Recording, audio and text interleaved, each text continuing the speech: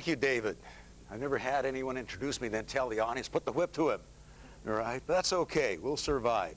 We're going to be talking about this credit area, the credit area business. Accounts receivable. Often one of, if not the largest asset a business can have. Next to cash on hand, the accounts receivable is one of the most liquid assets, one step removed from money in the bank. Yet the area business responsible for creating and managing AR, what we think of as credit and AR management, is probably the most misunderstood, underutilized area of business.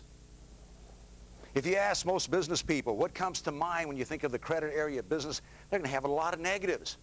It's a cost center, the sales avoidance department, right? It's the necessary evil.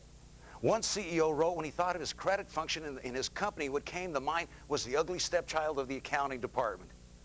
Not just a stepchild, ugly stepchild.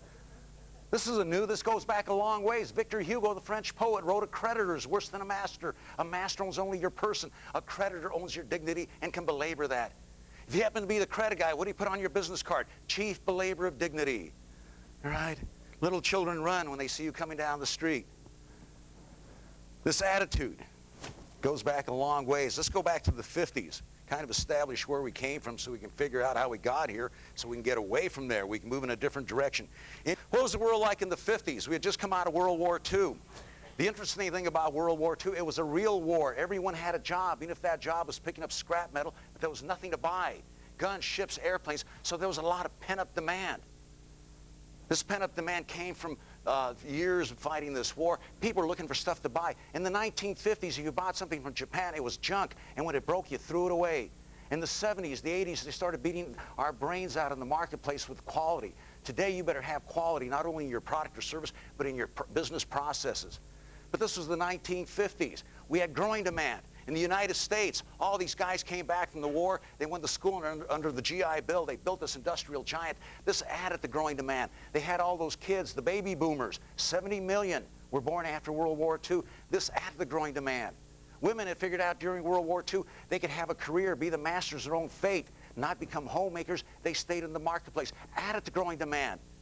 The United States was one of the few industrial bases left in the world in the 50s. There was a point there in the mid-50s, the U.S. economy made up something like 58% of the world economy. You talk about a 900-pound gorilla.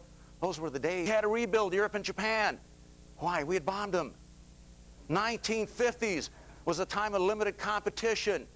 Why? We had bombed them. This is the world in 1950, right?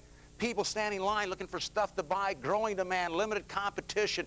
How was credit perceived in the 1950s? As a privilege, a favor to some and not others.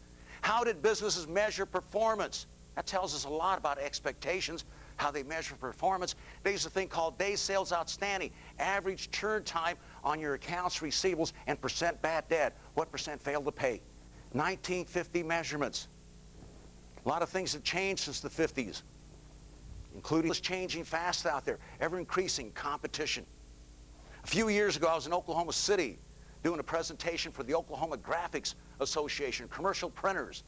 Over lunch, one of the members said to me, "WalkingBear, these guys sitting around the table are my competitors, but my real competition are commercial printers in San Francisco, Tokyo.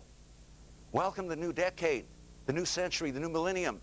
Guys in Oklahoma City competing for printing jobs with printers in Tokyo."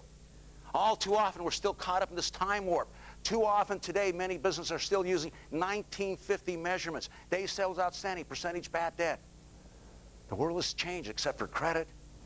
We're going to challenge this. We're going to look at what is the best value proposition for credit. How can we generate the greatest payback from it?